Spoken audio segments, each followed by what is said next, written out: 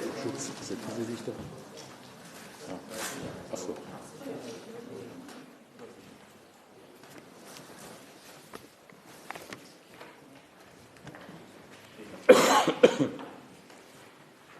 Your Excellency, Honorable Prime Minister of the Republic of Armenia, distinguished members of your delegation, Your Excellencies, ambassadors, honorable members of Parliament, dear members and friends of the German Council on Foreign Relations, ladies and gentlemen.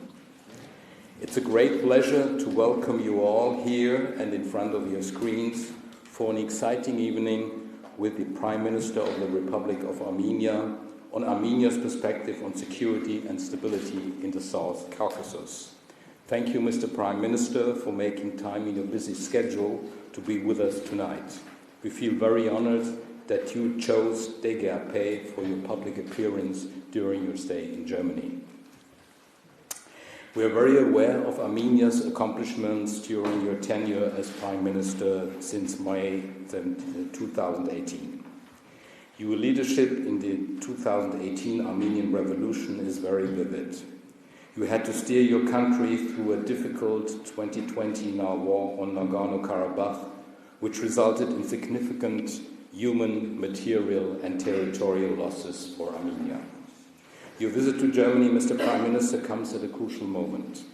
You just finished your meeting with Federal Chancellor Olaf Scholz. Tomorrow you will see Federal President Frank-Walter Steinmeier. The security situation in the South Caucasus is seriously in crisis.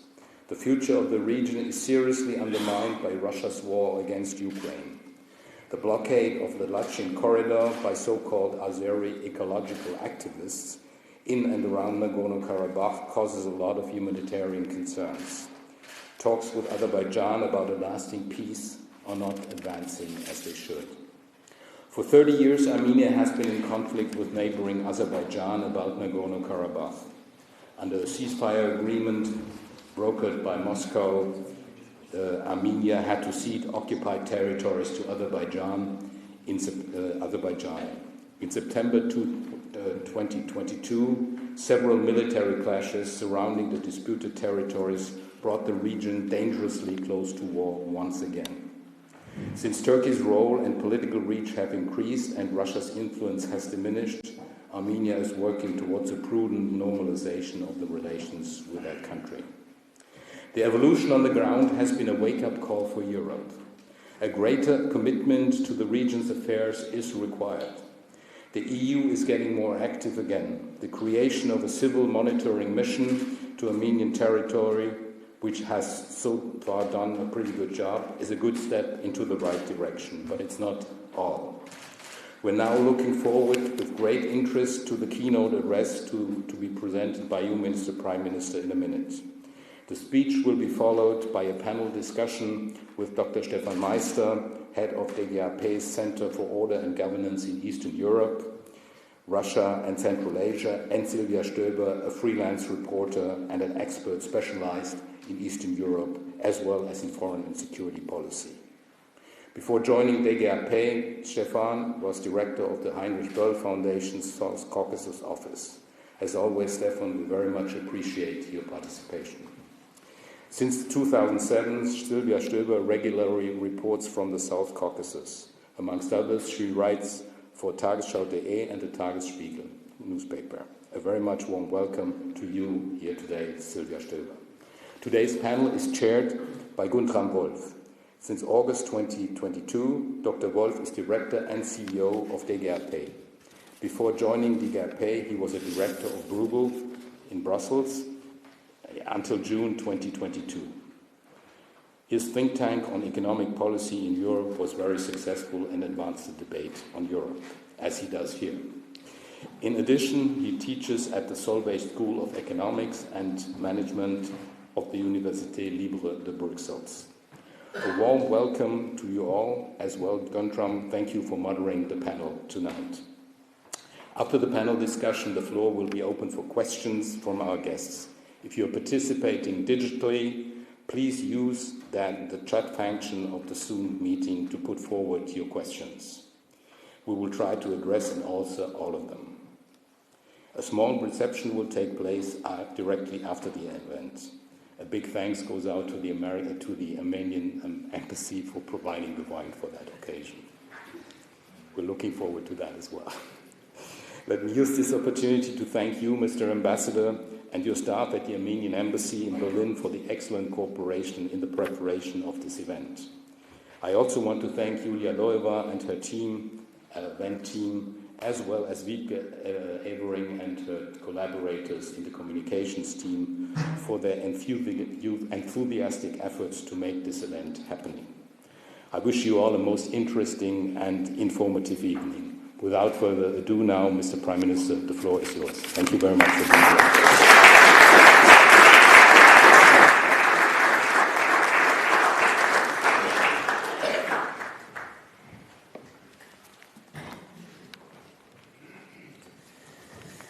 Thank you very much. Ladies and gentlemen, I am pleased to have this opportunity to be here today and address this distinguished audience. First of all, I would like to express my gratitude and appreciation to Mr. Ralph Nickel, Vice President of the Council, and Director Mr. Guntram Wolf and his team for organizing this event. Today we are living at a time when not only natural but also geopolitical tectonic shifts are taking place all around the world. Deepening geopolitical instability, growing tensions and unpredictability are weakening the world order and international security system, creating even bigger challenges, especially for a country like Armenia with democracy, making us more vulnerable in our complicated region. Dear attendees, we witnessed the first sprouts of today's challenges and the collapse of the European security architecture in our region back in 2020 when Azerbaijan unleashed a war against Nagorno-Karabakh. After the signing of the November 9, 2020 trilateral statement, Azerbaijan not only didn't abandon its bellicose politics and threats, but also carried out new aggression, this time against the sovereign territories of the Republic of Armenia in May 2021, November 2021, and September 2022. During the last aggression on September 13-14, 2020, Azerbaijan launched a large-scale military attack targeting the military and civilian infrastructure of Armenia using heavy artillery, missile systems, and drones. As a result, the Armenian side had 225 victims, including 3 civilians. More than 100 square kilometers of the sovereign territory of Armenia were occupied. Today, I wouldn't like to go deep into the details of the aggressions of 2020, 2021, 2022, but it is impossible to ignore the evidences of multiple cases of torture, mutilation of captured or already dead Armenian servicemen, including servicewomen, and other atrocities by Azerbaijani military forces. The horrible videos of the Azeri militaries committing ISIS-style war crimes by executing Armenian prisoners of war should be acknowledged and addressed by the international community. Another issue is the engagement of the mercenaries from Syria by Azerbaijan. During the aggression of September 2022, when the external security system of Armenia didn't work, we requested an emergency meeting of the UN Security Council that was held on September 15, 2022. During the meeting, the UN Security Council member states noted that the use of force is totally unacceptable, explicitly named the aggressor Azerbaijan highlighted the importance of adherence to the norms of international humanitarian law, emphasizing also the fact that civilian infrastructure of the territory of Armenia was targeted. An important step toward the escalation of the situation was a quadrilateral meeting of President Macron, President Michel, President Aliyev and me in Prague on October 6, 2020, where an agreement was reached on deploying short-term EU in monitoring capacity along the international border between Armenia and Azerbaijan. When this mission mandate ended on December 19, 2022, at Armenia's request, the EU Council made a decision to deploy a new, fully fledged civilian mission on the territory of the Republic of Armenia for a 2-year period. On behalf of the government of Armenia, I would like to express our gratitude to the EU and its member states, particularly to the government of the Federal Republic of Germany for its support to our request. The mission was launched on the 20th February, and I have already met the head of the mission, your compatriot with extensive experience in international deployments, Mr. Markus Ritter in Yerevan. The mission shall play a crucial role in ensuring security on the ground and stability in the region, as well as timely and reliable reporting on the current situation to our partners in the European Union and its member states. Dear colleagues, Azerbaijan, since December 12, 2022, in gross violation of the provisions of the trilateral statement of November 9, 2020, has been illegally blocked the Lachin corridor connected Nagorno-Karabakh to Armenia. The blockade resulted in a humanitarian crisis. 120,000 Armenians of Nagorno-Karabakh had been cut off from natural gas, electricity, food, medical, and other vital supplies. Due to a severe shortage of food and other necessary goods, authorities of Nagorno-Karabakh had to take desperate measures, issued food coupons, and are rationing certain foodstuffs. Population receives only irregular power supplies from local electricity capacities. Universities, schools, and kindergartens were shut down, due to which more than 30,000 students and children were deprived of their right to education. On December 20, 2022, upon the request of the Republic of Armenia, an emergency meeting of the UN Security Council was held on the situation caused by blockade of the Lachin corridor. The overwhelming majority of the UN Security Council members made clear demands to stop the blockade of the corridor by Azerbaijan and to ensure the access of international organizations to Nagorno-Karabakh. Dozens of countries and organizations issued a targeted condemnation of the blockade of the Lachin corridor and urged Azerbaijan to end it. The Republic of Armenia has been putting efforts to send a UN and OSCE fact-finding mission to Nagorno-Karabakh and Lachin corridor. Also, the Republic of Armenia filed a request to the International Court of Justice of the United Nations under Convention of the Elimination of all forms of racial discrimination to apply provisional measures to unblock the Lachin corridor. On 20 of February, early this year, the International Court of Justice issued its order to Azerbaijan to take all measures at its disposal to ensure the unimpeded movement of persons, vehicles, and cargo along the Lachin corridor in both directions. Unfortunately, up to now, Azerbaijan failed to comply with the decision of the ICJ, and the traffic through the Lachin corridor is still disrupted. Though the natural gas supply is restored, electricity supply to Nagorno-Karabakh, having been cut off since 9th January 2023, has not been restored yet. Food supplies are still carried out by coupons, and people are deprived of crucial medical care.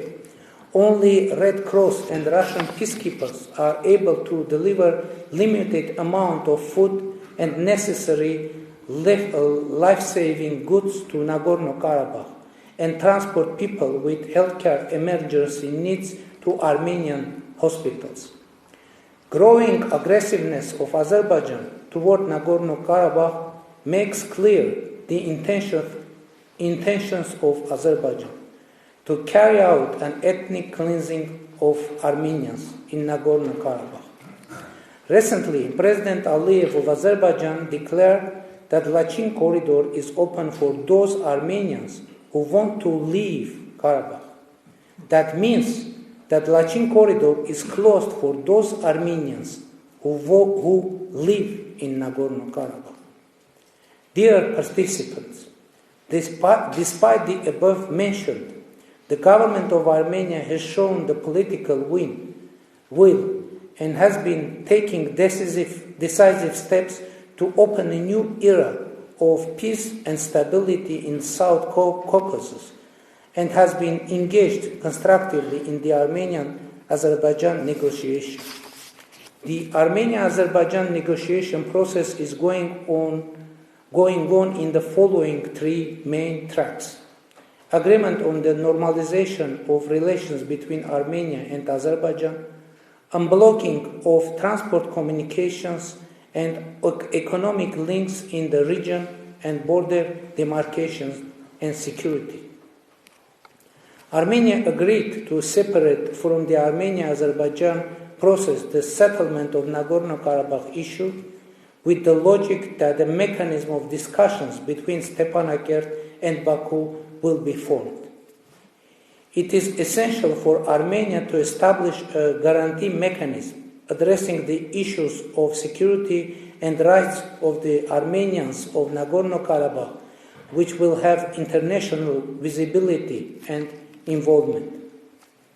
Without going into the details, I would like to mention that the key humanitarian issues, such as the return of all the Armenian prisoners of war and the access of international organizations to Nagorno-Karabakh, continue to remain unresolved and are the issues of our utmost concern. We strongly condemn the continuous violation of the Geneva Convention on the prisoners of war by Azerbaijan, as at least 33 Armenian prisoners have been sentenced to different terms of imprisonment through completely trumped-up charges. The refusal of Azerbaijan to repatriate Armenian prisoners of war is another violation by Azerbaijan of Point 8 of trilateral statement of 9 November of 2020. Ladies and gentlemen, another aspect of our vision of regional peace is the normalization of relations with Turkey. We are ready to fully normalize relations with Turkey, establish diplomatic relations. We hope for full opening of our common border, which was unilaterally closed in the early 90s by Turkey. We have some small but hopeful signs that we are moving forward. Special representative of our countries agreed upon establishing air cargo transportation and opening interstate borders for third country citizens in July 2022. In January, a ban on direct air cargo transportation between Turkey and Armenia has been lifted, and we hope for the speedy implementation of the opening of the border for third country citizens. Also, I met President Erdogan in Prague on the margins of the European Political Community Summit in Prague 2022. It was in October, where we discussed the prospect of normalization. Armenia reacted rapidly after the recent devastating earthquake in Turkey. I called up President Erdogan with condolences and proposed our support. After that, we sent humanitarian aid and rescue team to the affected areas.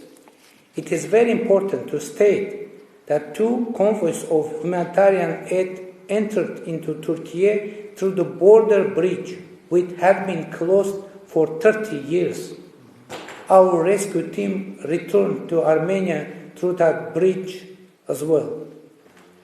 Armenian Foreign Minister visited Turkey, met his counterpart, and reiterated our readiness and willingness to fully normalize relations. Though the last interactions were, of course, of purely humanitarian essence, we, however, would be glad to have the political outcomes. Dear friends, I would like to stress that the European Union is one of our key partners on our democratic reform path. In this context, it is worth to mention that Germany is a major political and economic partner for Armenia, providing development aid and support for our democratic reforms. Continuing the topic of cooperation with European Union, I would like to inform you of a new important format of the Armenia-EU partnership agenda, the political and security dialogue that the inaugural meeting of which took place in Yerevan last January. The discussion on a wide range of issues, including the overall regional situation and the prospect of deepening our collaboration in certain areas, was not only timely but also considerably enriched our diverse partnership agenda with the European Union. In this context, I would like to stress that the basis for our cooperation with the European Union is democracy. And according to the latest index of the General Assessment of Eastern Partnership member states, Armenia topped the democracy and good governance rating table among the Eastern Partnership member countries and is a leader in the following 5 areas: fight against corruption, an independent judiciary, opinion and freedom of expression, freedom of assembly and association, independent media and democratic rights, elections and political pluralism. Despite all the challenges, we do believe that our security architecture cannot be comprehensive without respect for human rights, rule of law and democracy. Democracy is a strategy for us. We will keep up reforms aimed at strengthening the rule of law, consolidating good governance, and fighting against corruption, aiming to ensure prosperity for our people. The 2018 democratic Velvet Revolution, followed by 2018 and 2021 snap parliamentary elections, proved that Armenia's democratic development path is irreversible. In this regard, 2021 parliamentary elections were exceptional. It was first case when election in Armenia served as a tool for overcoming the political crisis. I mean internal political crisis that we had after the 44 days war of 2020. Usually, elections sparked political crisis in our country, and it was the case from 1994 to 2018. But this page is turned off after democratic revolution of 2018. And Armenia now is an internationally recognized democratic country. However, recent security challenges raise serious questions.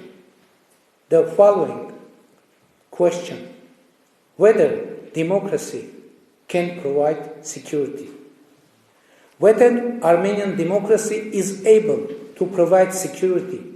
This is the question that rightfully worries the Armenian society today, and an issue to be addressed by our government. Thank you for your attention.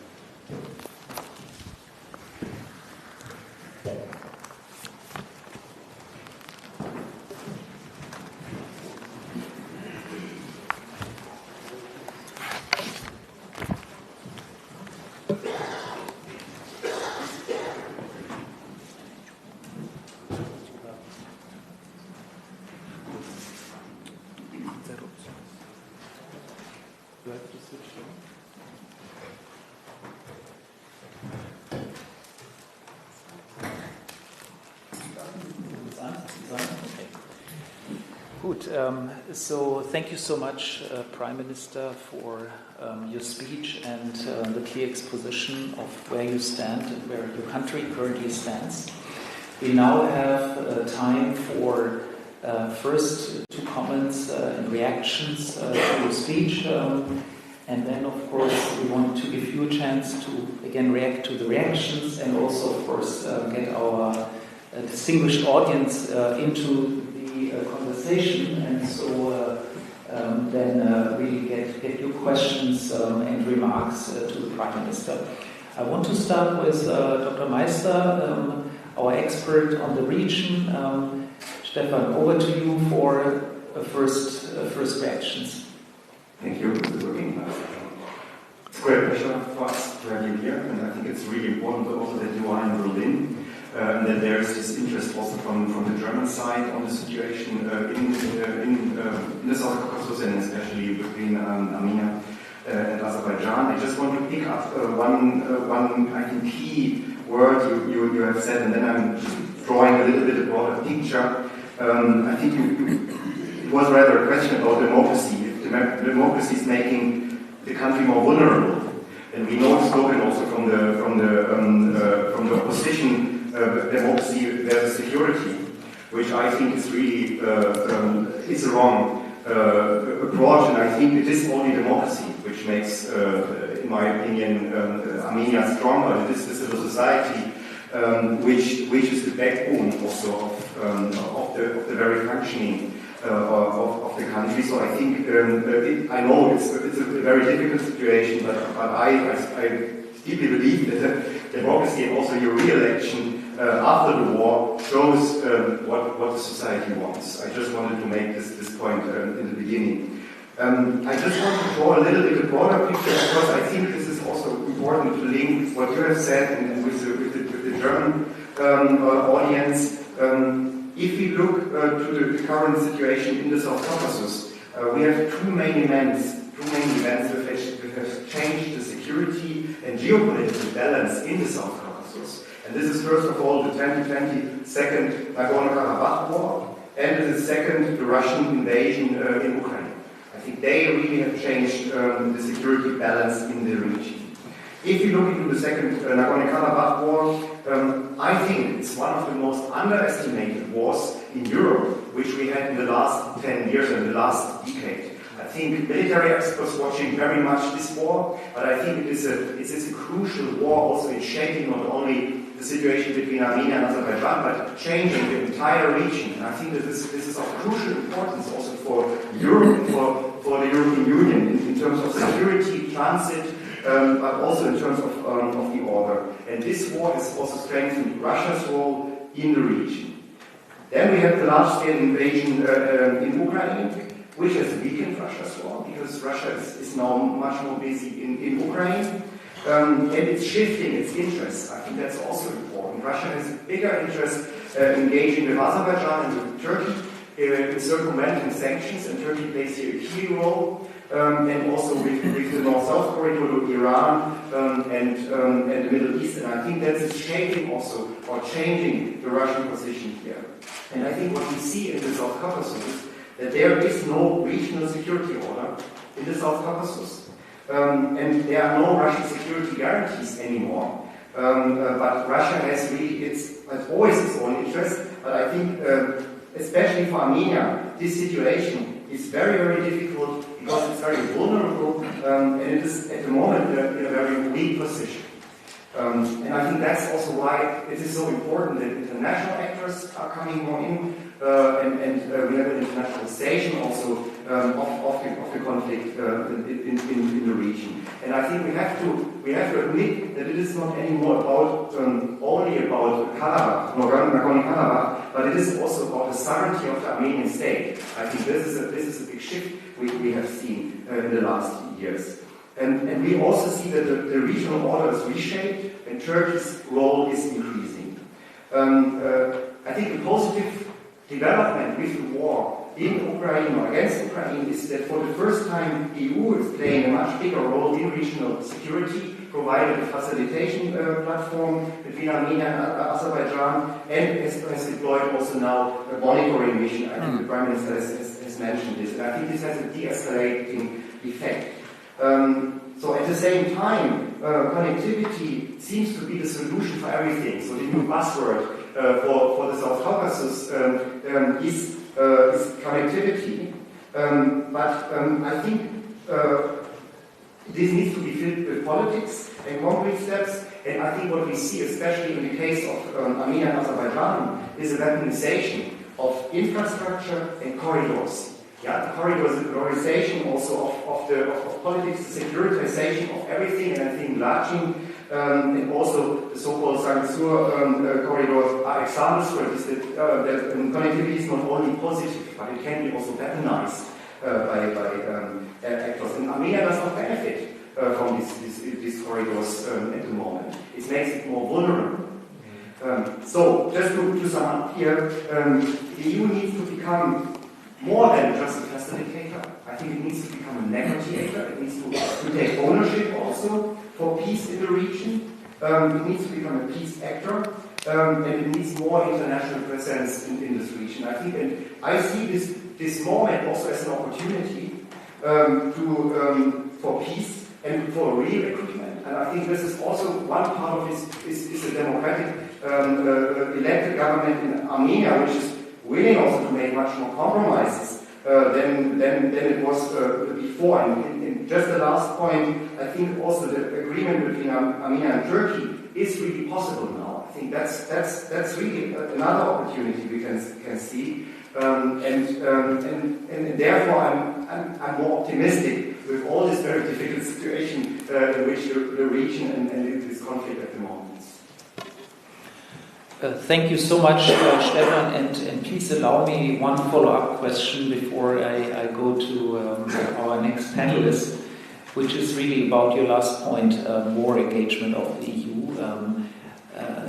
If you could explain to our domestic audience, perhaps in some more detail, what is the interest? What is the interest of Germany and the EU in engaging more? Is it related to the connectivity aspects, green hydrogen possibly, and energy security? Is it related to military and regional stability? How would you explain the pitch to be more engaged to, let's say, a skeptical domestic audience? Because domestic audience are always, as we know, somewhat wary in engaging in adventures seemingly far away. Yes, I think it's connectivity, it's the growing interest in the middle corridor, it's the interest also to engaging more with the Caspian region, connecting Europe with Asia. I think that's one part, that's the economic part. But I think it is also about the role of the EU as a normative power. in supporting also democracy and stability in its region. And if EU is not able to shape the orders which are re-emerging in our neighborhood, to be a peace actor engaging in the conflicts, it will fail also as a global actor. I think it's for me crucial that it's with its agenda also of democratization, stability. It is part of this region, which is also part of Europe. Yeah, and I think the South Caucasus and also this conflict, I think, has impact on so many other issues: relations with Turkey, relations with Iran, connections towards Asia, relations with Russia. Yeah. If we not get the second panelist, it's okay, or you want to read directly? Who's shaping this order? Other actors will do it with a different governance concept, with a different concept also of stability and peace. And I think that's not in the interest of the European Union. Wonderful. Thank you so much, Stefan. And I just heard that the Prime Minister wants to directly react to that possibly that last point, and then our second panelist. Thank you very much. You know, it's very important to state that sometimes the same words can have different meanings in the different regions. So usually in Europe, when we say corridor, we mean the connectivity, transportation, etc., etc. But in our situation, it isn't the case. Why?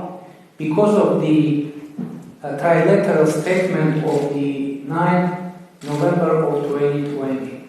Because in that trilateral statement, we have one mention of corridor. And this is Lachin corridor, which is, according to the trilateral statement, should be and is out of control of Azerbaijan, and it was by the agreement of the Azerbaijan, and Azerbaijani president signed the trilateral statement.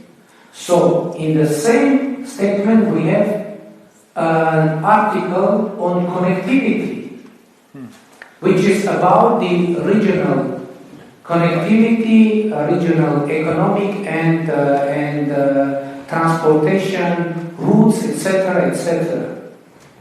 And there is no any provision about the corridor through the territory of Armenia. And it is very important, Azerbaijan, and recently very important to state that President Aliyev of Azerbaijan recently he publicly said that there is no any provision about so-called corridor. You mentioned that it was Azerbaijan that invented this term after the signing of the trilateral statement. The question is how it is possible unilaterally incorporate something in trilateral statement. That's impossible. So Lachin corridor is a life route for Armenians of Nagorno-Karabakh, because there is no any other route for Armenians of Nagorno-Karabakh to the external world, and that is according to, and it is by the agreement of Azerbaijani president, is out of control of Azerbaijan. From the other side, we accepted that we bilaterally, not only Armenia, but Azerbaijan as well,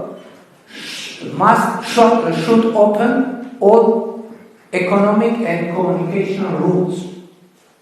And there is no any provision that those routes should be out of control of Armenia. We announced many times that is a red line for us.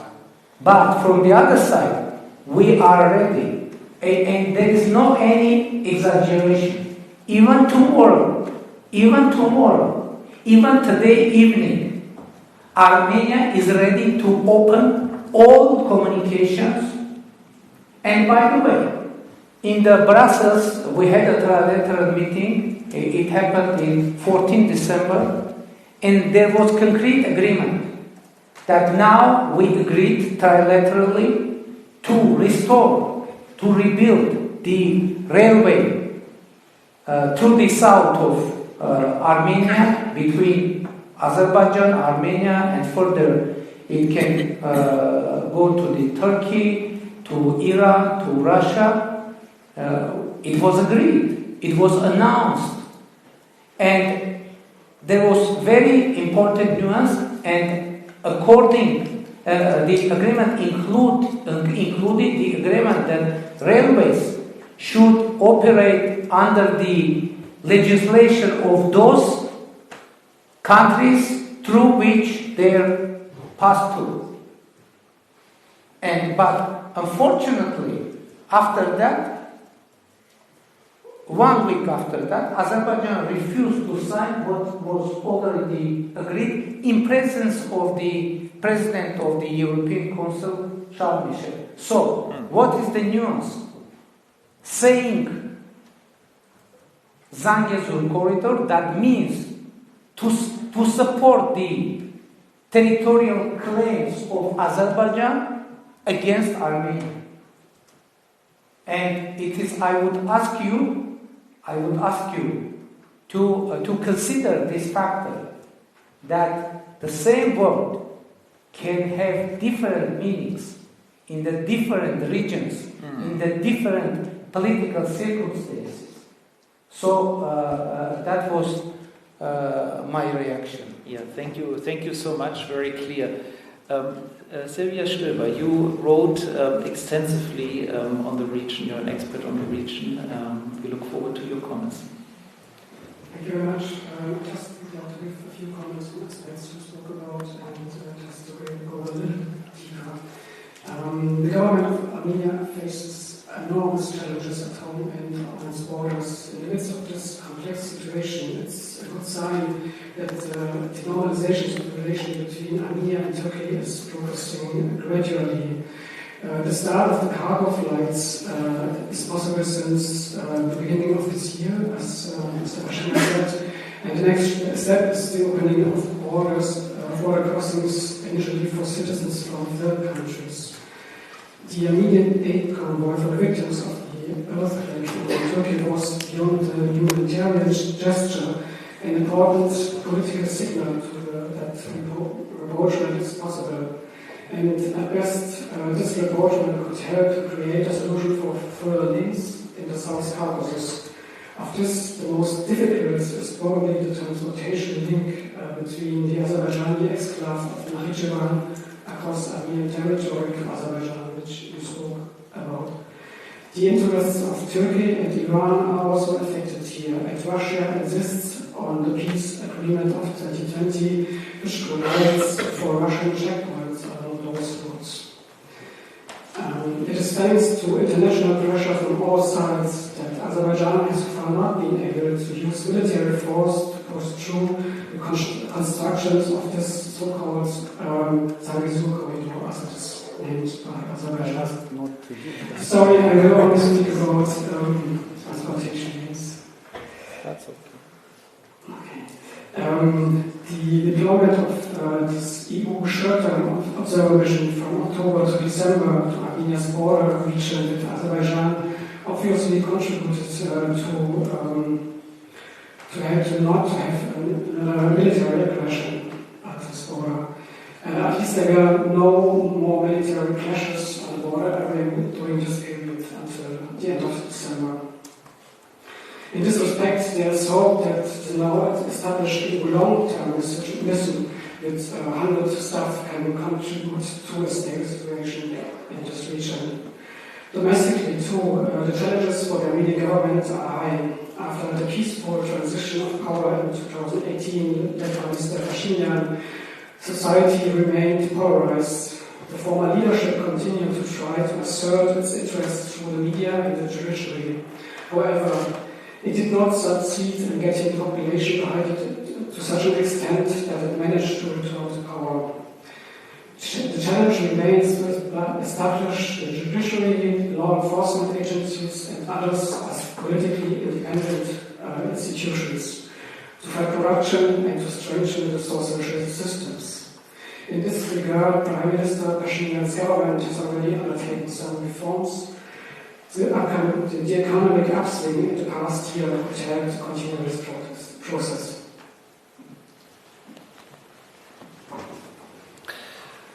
Wonderful. Thank you so much.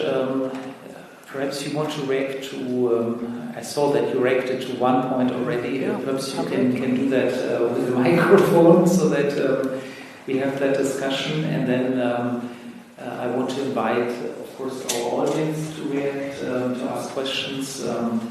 And Stefan and Silvia, if you have still points to add in the course of the conversation, of course you will.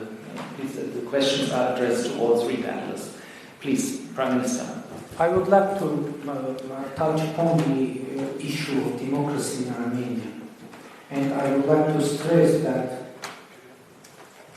there is no any internal threat for democracy in Armenia. And I think the elections of 2021 proved that. But from the other side, we have external threat for our democracy, and the continuous escalations and aggressive rhetorics, hate speech of Azerbaijan, let's say, is a main threat for Armenian democracy. By the way, it's very important fact to state. First time after the 2020 war, Azerbaijan invaded into Armenian sovereign territory in the 12th May of 2021.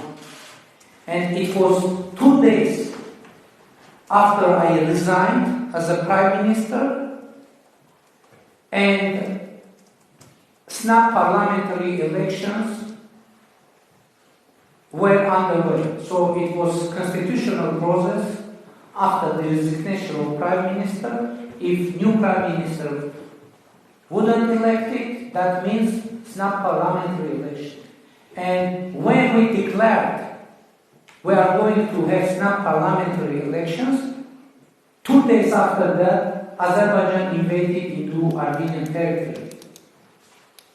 And this was an attempt to impact on the election results, to disrupt, to demolish all the democratic achievements of Republic of Armenia, to try to create a chaotic situation, not to allow to have elections, to reduce the legitimacy of the government of Armenia. But even in those circumstances, we stayed devoted to democracy, and we have managed to have free democratic elections, and it isn't our assessment. It is the assessment of international community, international observers, and international media. Prime Minister, thank you so much. I do want to, before I take questions from the audience, I do want to ask you one question related to Stefan Meister's remarks. Stefan Meister talked quite a bit about the role of Russia and how Russia's role increased in the 2020 war and how Russia lost influence, perhaps attention scope for the region. How would you characterize at the current juncture the relation between your country and Russia? You know, the situation, security situation in our region became and becoming more and more complicated because due to situation and events, developments around Ukraine, all the international attention is being concentrated on Ukraine. That's why during the crisis in Ukraine, we have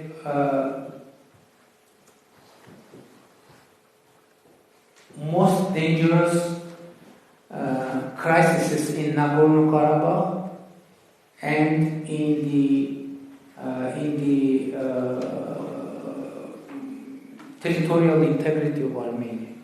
First, in May of 2021, Azerbaijan invaded into the territory, into the Nagorno-Karabakh, into the zone of responsibility of Russian peacekeepers, and after that we had a major crisis in the September when Azerbaijan started a full-scale aggression against Armenia.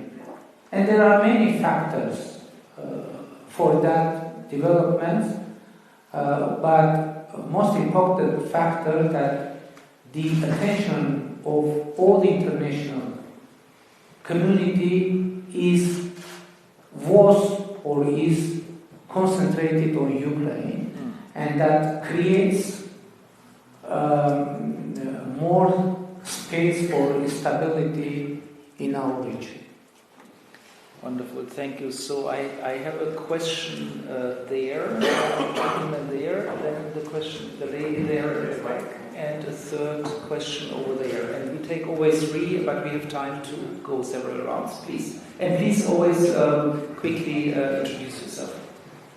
Thank you very much. My name is Eckhard Kunz. I had been head of the EU department of Foreign Office, and after that, for 5 years, between 2006 and 2011, German ambassador in Ankara, in Turkey, as it is called now in English. And during that time, of course, we were hoping very much that there could be a rapprochement between Armenia and Turkey. Yet there was one big stumbling block. That was the recognition of genocide during the First World War. Now I was much impressed by your statement that Armenia is ready to establish diplomatic relations with Turkey. So that seems to be a very big step forward. Second remark on Russia. You said also for the food supply for Nagorno-Karabakh, Russian peacekeepers are very important. So do you see a positive role of those peacekeepers? Thank you so much, and I suggest we collect 3 questions always. So the second was the lady there in the back. My name is Alexandra Peterpan. I am director from Museum of the Hill Wall at Checkpoint Charlie, Mauer Museum, Museum House at Checkpoint Charlie. My question is, do you have the Communist Party in your country still or not? And if you have Russian in your country, how many? Is this minority, is this majority? And they speak Russian in your country, or speak your language? How it works? Thank you so much. And the gentleman there, yes, and you come after. Please. Good evening, my name is Rolf Schulze. I used to be head of the Southern Caucasus and Central Asia desk of the Foreign Ministry for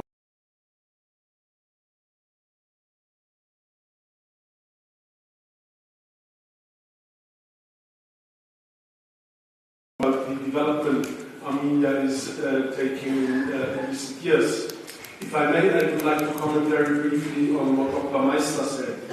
Yes, it is of course true the European Union must and should play a visible and strong role in a peace process in the Southern Caucasus. It's a neighboring region, it is very important to our own security, But let me assure you, as far as Germany is concerned, for example, the Southern Caucasus, for many, many years already, is very much on the foreign policy agenda. It's not a new area.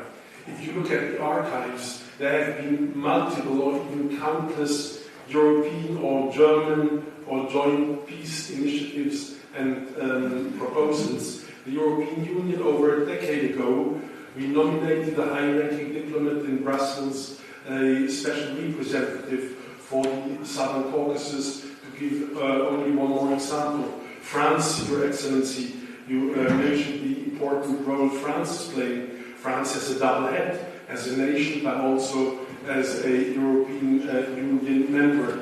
So, to sum up very briefly, yes, we must contribute to a peace process, but we are aware of that for many, many years. Thank you.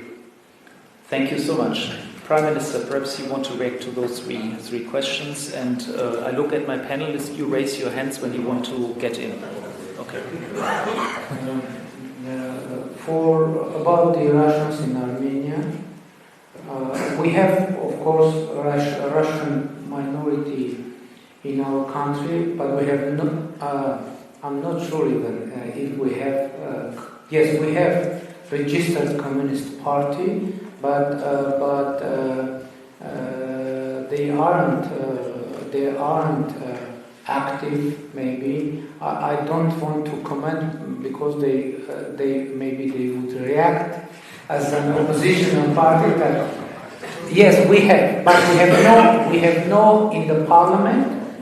In the parliament and in any municipality, and I don't remember even if they participated in any elections during last, I don't know, 5 years.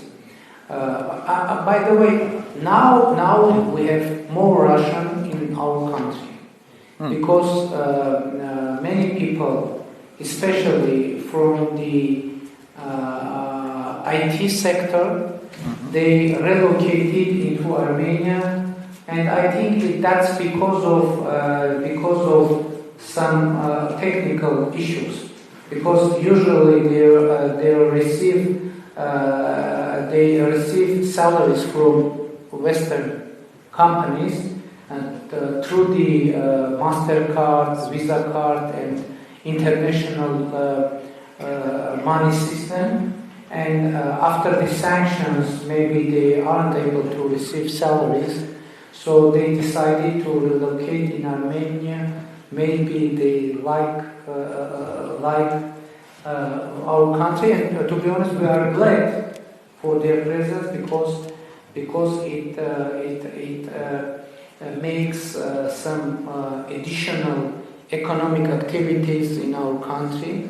And by the way, we had 12.5% of economic growth in 2022.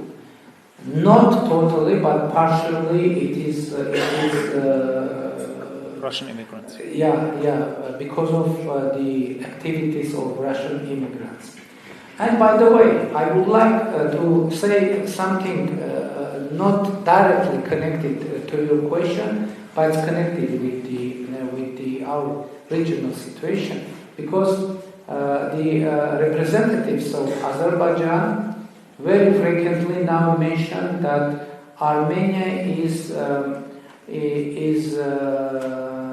mono-national, mono-ethnic country, and they represent that as a fact and as a very negative. But I would like to stress that we have places in our parliament for national minorities. We have Yazidi and that is compulsory. That is compulsory. So that means, according to our constitution, national minorities have mandate in our parliament. And now we have Russian representative, Assyrians representative, Kurds representative, Yazidi And by the way, Yazidi community is biggest national ethnic minority in our country, and I think now we have four places, compulsory places, guaranteed places for national minorities in our country, and if I'm not mistaken, there is no places in the Azerbaijani parliament for national minorities. There was another connected with Turkey or Turkey. To be honest, Armenia never has any precondition with the for the establishing relations with Turkey. Never, and it isn't the case now. We have no any precondition. We just think that we are neighbors and we should have relations. And to be honest, I'm even not sure that it's right to voice that now, but I think the main obstacle for the establishment of the relations between Armenia and Turkey is position of Azerbaijan. Because Azerbaijan every time is urging Turkey not to establish the relations between Armenia. But maybe I shouldn't have said that, but I would like you to know the very important nuances of that process. We are ready today, and in this case also there is no any exaggeration. Today we are ready to open borders, and by the way, we didn't close the border. The border closed only from the side of Turkey, but now we have I think very important step. As I said, our humanitarian aid went to Turkey through our border, and of course it was totally our reaction and position was totally based on the humanitarian approach. But if this decision of sending humanitarian aid to Turkey would have some political results as well, we will be glad for that. Wonderful. Thank you so much. Stefan, perhaps we take three and then I come, because we have I see a lot of hands actually now. So can you so the gentleman there was next. I think you were a little bit later, and we had Andras, and then you, and then afterwards the third round. Please. Yeah. Thank you, sir, for giving me this floor. My name is Javed Neseli. I'm the counselor of the Embassy of Azerbaijan in Berlin, and I have some short remarks with regard to the remarks of Mr. Prime Minister of Armenia. And I'd like to state that it is very curious that Armenia is a country which bears full responsibility for unleashing the illegal war of aggression against Azerbaijan, committing systematic and widespread war crimes and other atrocities, disregarding binding United Nations Security Council resolutions that demanded immediate, complete and unconditional withdrawal of the Armenian armed forces from the then occupied territories of Azerbaijan, as well as the ruling of the European Court of Human Rights in the landmark decision on the case of Chiragov and others versus Armenia in 2015, which found Armenia responsible for violations of the rights of the Azerbaijani IDPs, speaks now about international law, human rights, and so-called aggression from Azerbaijan, by Azerbaijan. And regarding the so if you could try to phrase it as short as possible and as a question, please. Just 2 minutes. 1 minute. 1 minute, please.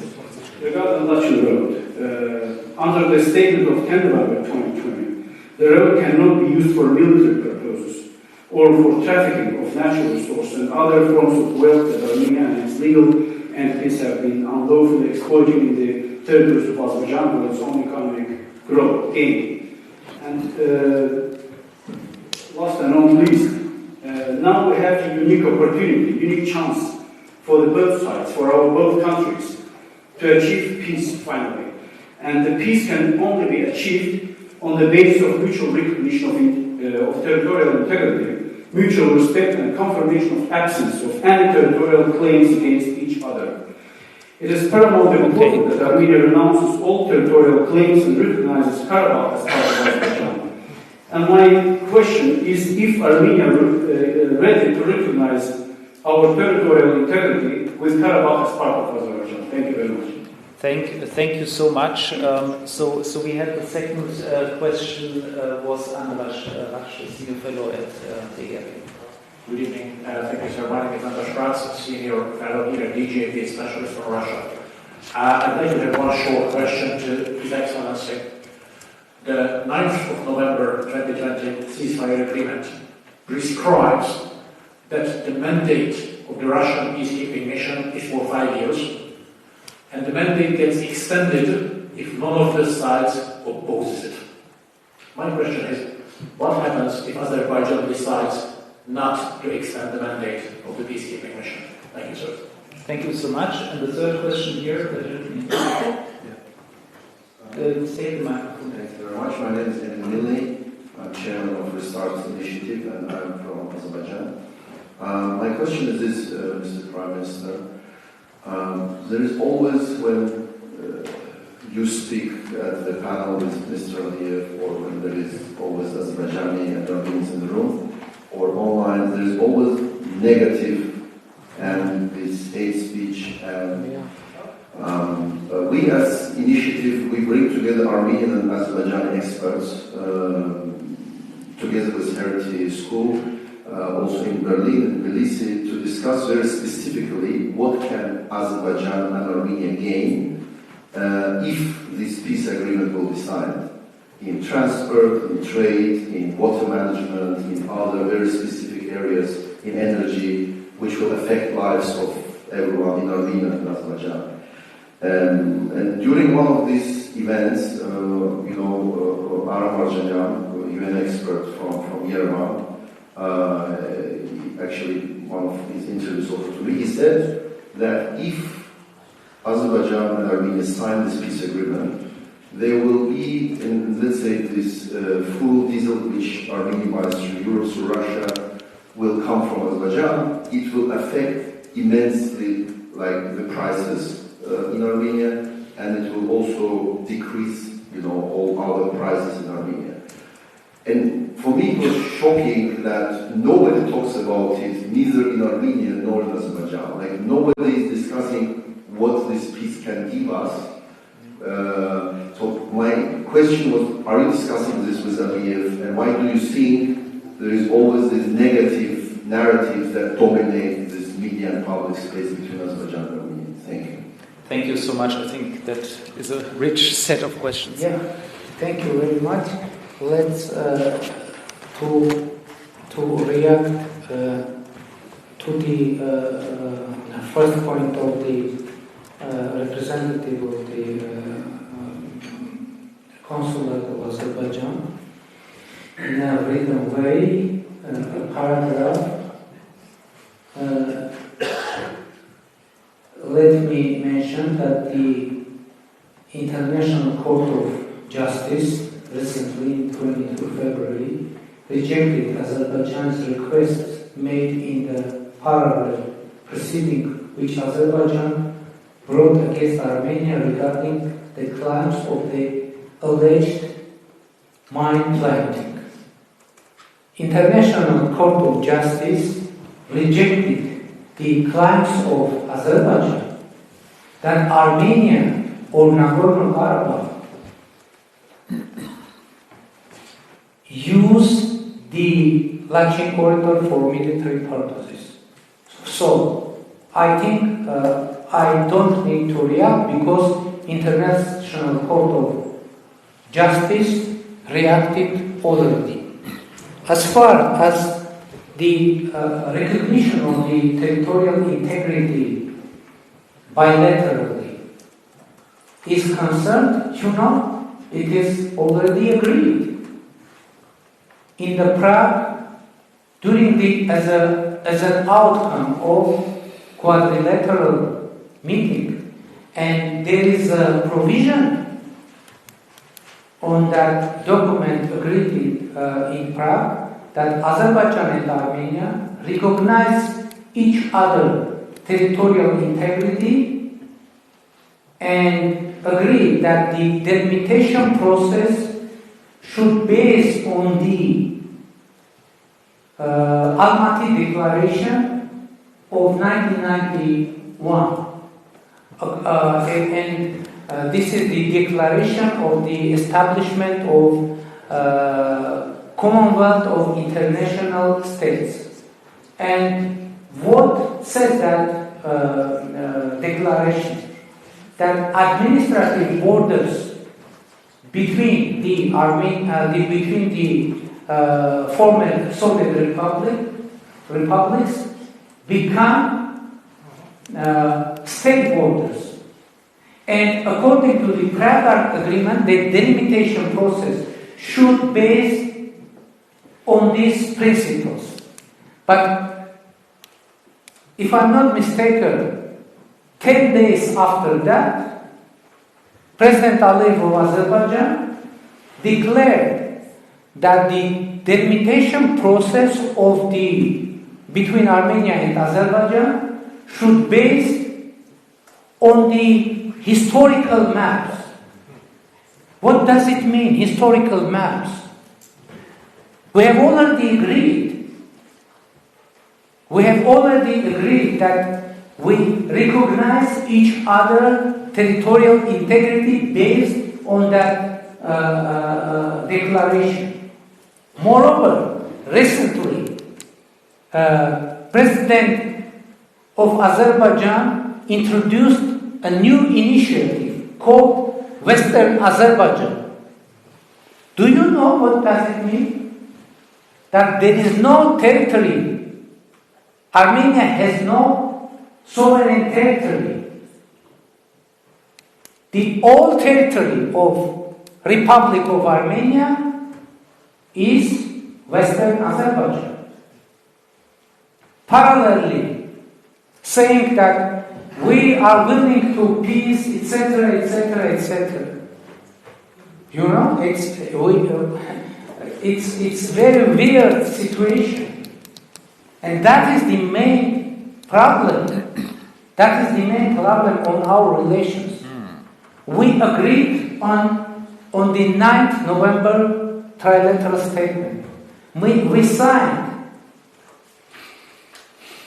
President of Azerbaijan and me and President of Russia, we signed the document.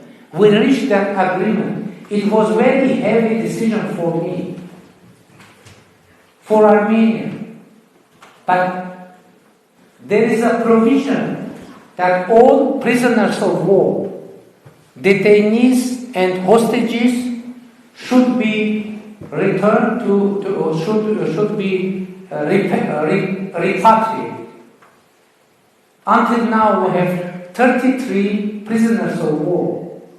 We have now a prisoner, a civilian person, who was catched, the representative of the charity organization, who was catched in Lachin corridor by Azerbaijani and was sentenced to 25 years in prison. And you know for what? 3 days before that, he went into live broadcast in Facebook, and he said something that family of Azerbaijani president didn't like. And that's the old. Now he's, according to the sentence of Azerbaijani court, he is a spy, terrorist, killer, etc., etc. So, Your Excellency, if I can ask you, I see that the conflict and the antagonism is still very strong. We've heard a proposal here to think about a positive agenda. And I was wondering if you can react to that positive agenda and also perhaps give us a sense of what could be a positive agenda from your point of view. I'm thankful for the issue raised by a representative of Azerbaijan, yes, if I'm not mistaken. Restarted issue. Yes. He's I think it's an initiative here based in Berlin, if I understood you correctly, and you are originally from Azerbaijan. Yes. And in 2018, when I became Prime Minister of Armenia, I had a call during my press conference to the social media users of Armenia and Azerbaijan on the same issue. I asked them not to use that platform for hate speech, for aggressive rhetorics, for offensive rhetoric, but try to talk with each other, to understand each other's positions. But unfortunately, my initiative wasn't addressed, and I totally agree with you that we need to concentrate on the positive future of our mutual regional future. Because, that's the fact. We, especially three South Caucasus countries, Georgia, Armenia, and Azerbaijan, they have very strong cultural similarities. That's the fact. And we need to concentrate on the positive sides. You are right. We are interested.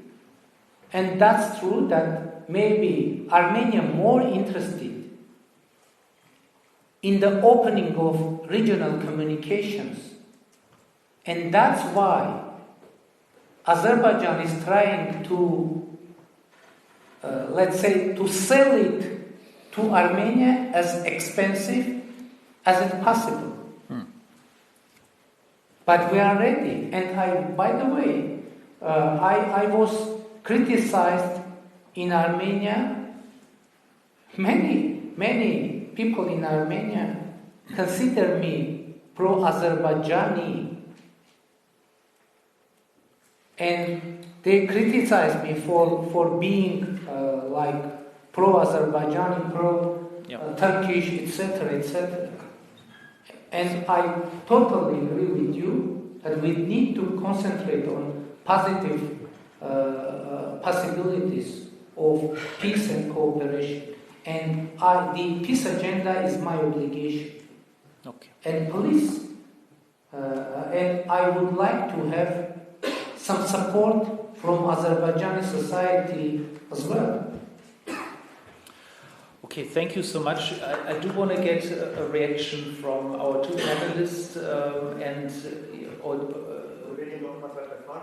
Is okay for you? Okay, so we do a final round and then we get in reverse order so that you have the last word.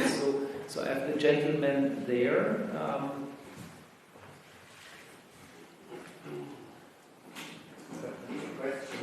And please short questions, yes. Your Excellency, I'm Yazidi from Turkey, and our nations have always been close friends and supporting each other due to the painful history. A lot of Yazidis live also in Armenia. Some of them are also part of the Armenian Defense Forces. I have two questions, Your Excellency. My first is, what has to happen to stop the Azerbaijani aggressions? On Karabakh permanently, maybe you can make 3 key points. And my second question is, do you think the Western world, especially the USA and Europe, do enough to promote a solution in that conflict? And if not, what do you expect concretely from Western world? Thank you. Thank you so much. So the gentleman here, and then there was, I think, a colleague of mine in the back. Yes, please. Hello, my name is Sergej. I'm a climate advisory war activist from Russia, and my question is to Prime Minister, Mr. Phashinian.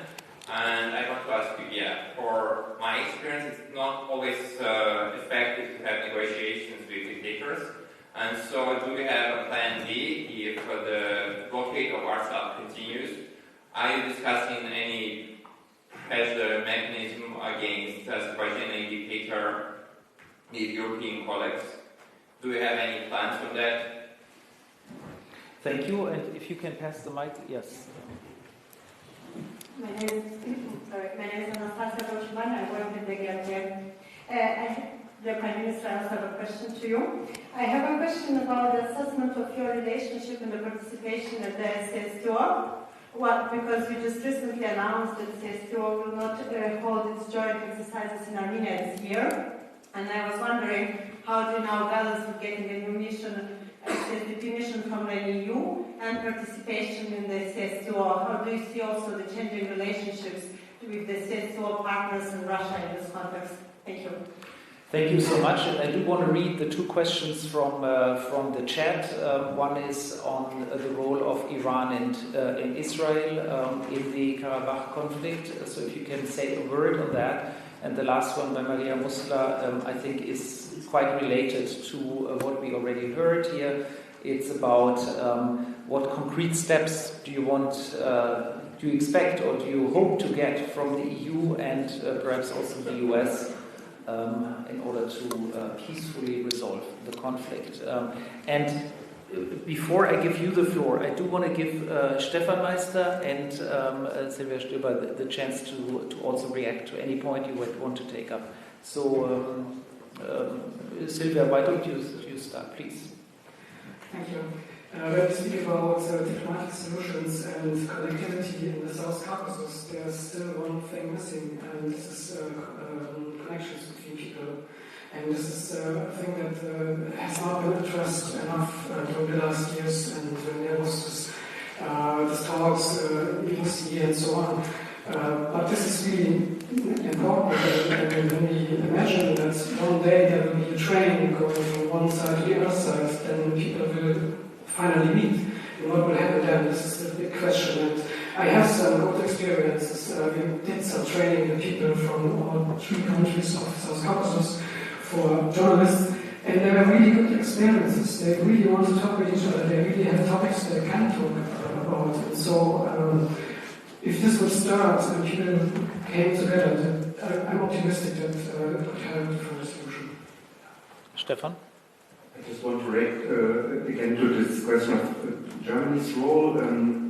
I think we all understand that OSCE is not functioning anymore as a multilateral platform for dealing with the conflict, and I think that's why I always argue for and what we have seen after 2022 is after 2020 is a regionalization of the conflict, and I think it's really important that there is again an internationalization of the conflict, that the EU is playing this role, and that the member states are supporting also in a bigger amount this role. And I agree with you that in the past Germany played a role. We remember the idea of the Stability Pact for the South Caucasus, for instance. So there were a lot of initiatives from the German side, and I don't see them anymore at the moment. I don't see this activities, interest, and ownership from the German side, and that's why I'm raising it. Just on peace dialogue and peace building, I think we all understand that after 2020, this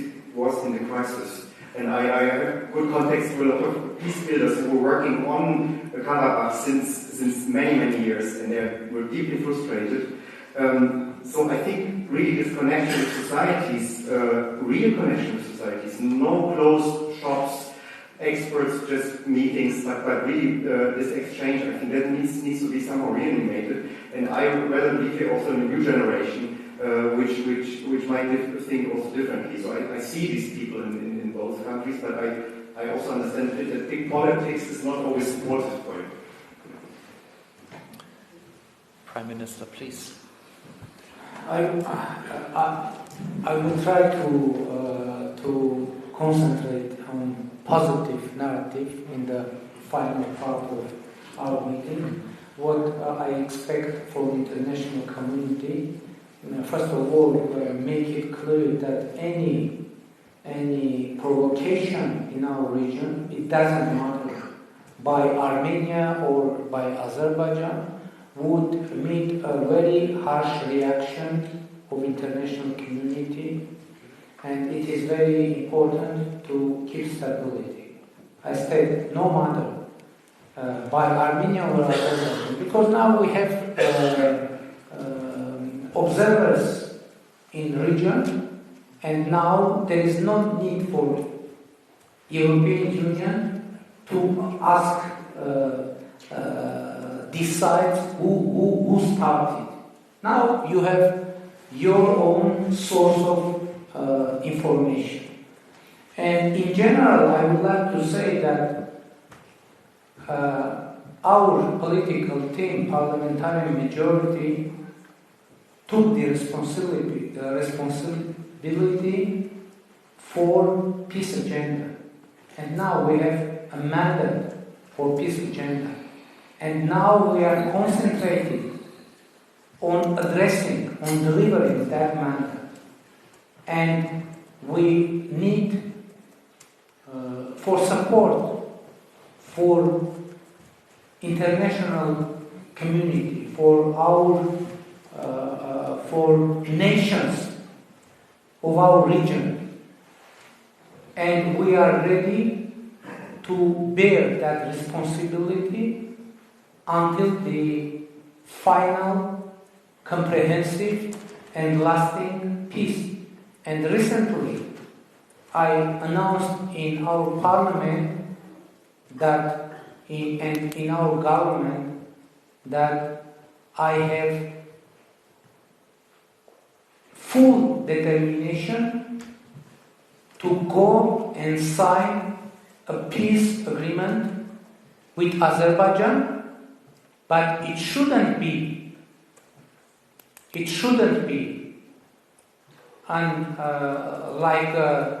like a capitulation for Armenia.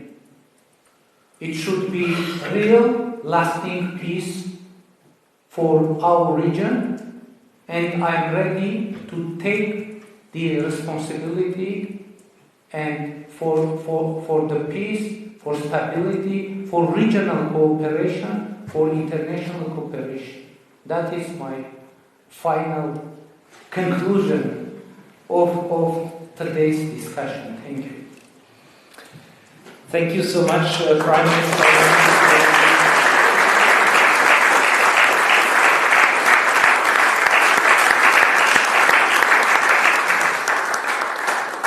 And there is some wine waiting for us outside. Thank you so much. Thank you so much, Prime Minister.